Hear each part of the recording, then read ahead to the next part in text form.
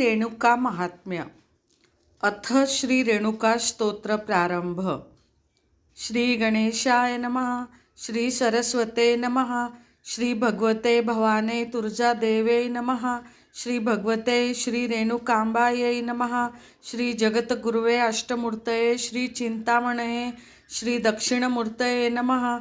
श्री गुरुदेव दत्तात्रेयाय नमः। अथ श्री रेणुका स्तोत्र प्रारंभ।